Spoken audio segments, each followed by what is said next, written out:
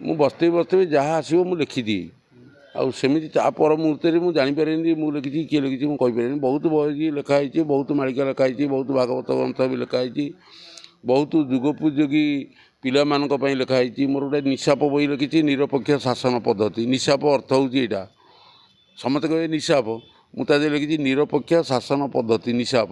ଏମିତି ଗୋଟେ ଗୋଟେ ଜିନିଷ ଆସେ, ଗୋଟେ ସମସ୍ତେ ମୁଁ କହନ୍ତି, ସବୁ ମୁଁର ଅର୍ଥ ଜାଣିଥିଲି। ମଙ୍କାର ମୈଥଳ ମ ଯୁକ୍ତ ଅଣାକାର ଅନନ୍ତ ଅବ୍ୟକ୍ତ ଅଚ୍ୟୁତ ଅଦ୍ୱୈତ ଅବଧୂତ ଅଦ୍ଭୁତ। ହର୍ଷ ଉକାର ହେଲା ବ୍ରହ୍ମା, ଚତୁର୍ମୁଖ ବ୍ରହ୍ମା, ଅର୍ଦ୍ଧମାତ୍ରାର ଆଦିଶକ୍ତି, ବିନ୍ଦୁ ହେଲା ନିରାକାର। ମାନେ ମୁଁ ଭିତରେ କେତେ ଅକ୍ଷର ନୁଚିକି ବସିଛି। ତେଣୁ ସେମିତି ବ୍ରହ୍ମାଣ୍ଡ ମାଳ ମାଳ ହୋଇ ମୂଳେ ଅଛି ରହି, ଏମିତି ଭଗବାନଙ୍କର ଏମିତି କେତେ ବ୍ରହ୍ମାଣ୍ଡ ଅଛି। ଆମେ ଗୋଟିଏ ବ୍ରହ୍ମାଣ୍ଡରେ କହୁଛୁ। ଏ ଦେଖୁନ ତୁମେ ଗୋଟିଏ ସାଧାରଣ କଥା କହୁଛି, ଇଏ ବିଜ୍ଞାନୀ ସମସ୍ତେ ହେଉଛନ୍ତି। ବିଜ୍ଞାନଟା କେଉଁ ଇଏ ଶବ୍ଦଟା କେଉଁଠୁ ବାହାରିଛି କହିଲ, ଜାଣିଛ? ଆରେ ରାମଚନ୍ଦ୍ର ଯେତେବେଳେ ନୌକା ପାରି ହେଉଥିଲେ ସେତେବେଳେ କୁହାଯାଇଥିଲେ ବିଜ୍ଞାନୀ କୈବର୍ତ୍ତ ପାଦ ଧୋଇଲା। ବିଜ୍ଞାନ ଶବ୍ଦଟା କେଉଁଠୁ ଆଇଛି ଚିନ୍ତା କର। ରାମଚନ୍ଦ୍ର ପାଖରୁ ବିଜ୍ଞାନୀ କୈବର୍ତ୍ତ ବା ତାଙ୍କର ପାଦ ଧୋଇଲା। କୈବର୍ତ୍ତଟା କେମିତି ବିଜ୍ଞାନୀ ହେଲା? ସେତେବେଳକୁ ବିଜ୍ଞାନ ଥିଲା। ତେଣୁ ବିଜ୍ଞାନ ଜିନିଷ ସବୁ ଠିକ୍, ଯାହା ଅଛି ଠିକ୍, ଆଧ୍ୟାତ୍ମିକ ଲାଇନ୍ ଠିକ୍, ସବୁ କଥା ଠିକ୍, କିଛି ଅସୁବିଧା ନାହିଁ। ତେଣୁ କିନ୍ତୁ ତୁମେ ଯାହା ଦେଖୁଛ ସେଇଆ ଠିକ୍ ନୁହଁ। ଏ ଆଖି ଯାହା ଦେଖୁଛି ଠିକ୍ ନୁହଁ। ଗାନ୍ଧୀ କାହିଁକି ମହାତ୍ମା ହେଲେ କହିପାରିବ?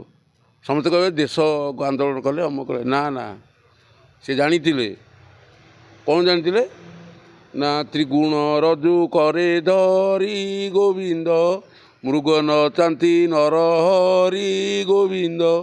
ତ୍ରିଗୁଣ ରଜୁ କିଏ? ନା କାମ କ୍ରୋଧ ଲୋଭ। ଆଙ୍କ ସ୍ଥାନ କେଉଁଠି?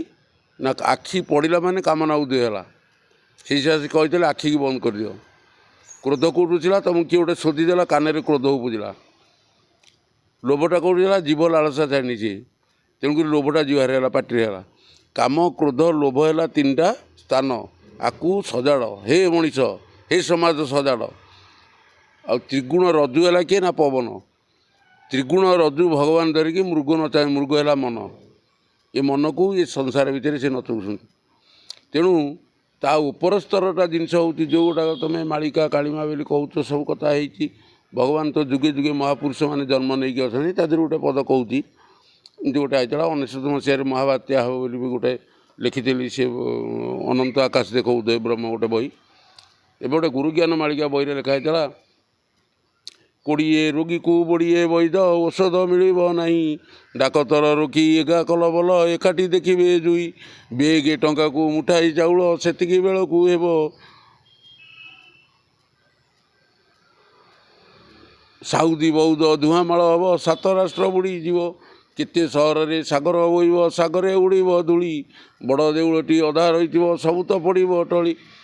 ତା ଅର୍ଥ କ'ଣ? ବଡ଼ ଦେଉଳଟି ଅଧା ରହିଥିବ ଅର୍ଥ କ'ଣ? ତା'ର ଅଧା ରହିଥିବ, ତା ଅର୍ଥ କ'ଣ? ତା ଅର୍ଥ ବି ଲୋକ ବୁଝିବେନି, ସେଇଠି ରହିଲା ଫୁଲ୍ ଷ୍ଟପ୍। ମୁଁ ସମାଜକୁ ଛାଡ଼ି ଦେଇଛି ବୁଝେଇବାକୁ। ତେଣୁ ସବୁଯାକ ଖୋଲି ହେଇପାରିବନି, କୁହାଯିବନି। ଏମିତି ଟିକେ ଟିକେ ସବୁ ଜିନିଷ। ଏ ଯେଉଁ ଆଫଗାନିସ୍ତାନ ଯୁଦ୍ଧ ହେବ ବୋଲି ମୋର ଦେଖ ଅନନ୍ତ ମାଳିକା 1ରେ ଲେଖା ଅଛି। ଯୁଦ୍ଧ ପୁରା ସେ 1980 ମସିହାରେ ଲେଖା ହେଇଛି। ଏଇଆ ହିଁ ହେବ, ଆଉ ଏଇଆ ହିଁ ହେଉଛି। ଏବେ ମାଳିକା କ'ଣ ଲେଖା ହେଇଛି ମୁଁ ଜାଣିନି। ମୋତେ ଯେଉଁଟା ଆସିଛି ସାଡ଼ୁ ମୁଁ ଲେଖିଛି। ସେ ମାଳିକା କ'ଣ ମାଳିକା ମୁଁ ଏତେ ଗବେଷକ ନୁହେଁ, କି ଗବେଷଣା ଭିତରେ ଯାଇନି। କିଏ ଏତେ କହୁଛନ୍ତି ମାଳିକା ପଢ଼ୁଛନ୍ତି, ମୁଁ ସେଗୁଡ଼ା ଜାଣିନି। ଯାହା ଯାଇଛି, ଯାହା ଆଉଛି ତାକୁ କୁହ, ନହେଲେ ଚୁପଚାପ ବସ। ସମସ୍ୟା ବର୍ତ୍ତମାନ ପେଟ୍ରୋଲ ଆଉ ଗ୍ୟାସ୍ ମିଳୁନି। ଘରେ ଘରେ ବର୍ତ୍ତମାନ ଗ୍ୟାସ୍ ସଂକଟ ହେଇଗଲାନି। ଲୋକ ବହୁତ କଷ୍ଟରେ ଅଛନ୍ତି। କିଛି ହୋଟେଲ ବନ୍ଦ ହେଲାନି। ତେଲ ବି ରେଟ୍ ବଢ଼ି ଗଲାନି। ସଙ୍କଟ ଦେଖେଇବ। କାହିଁ ଗଛ ଲଗାଉନ? କାହିଁକି ଶୋଇଛ ସମସ୍ତେ? ସାରା ସଂସାର ବସିକି ପ୍ରତିଦିନ ଉଠୁ ଉଠୁ ଦାନ୍ତ କାଠି ଘଷୁଛ, ବ୍ରସ୍ ଘଷୁଛ, କାହିଁ ଦାନ୍ତ କାଠି ଘଷୁନ? ଏତେ ନିରାଡ଼ମ୍ବର ଜୀବନଯାପନ ଗଢ଼ିକି ଚଳୁଛ କାହିଁକି? ପୁରା ଆଡ଼ମ୍ବରପୂର୍ଣ୍ଣ ନିରାଡ଼ମ୍ବର ଜୀବନ କର।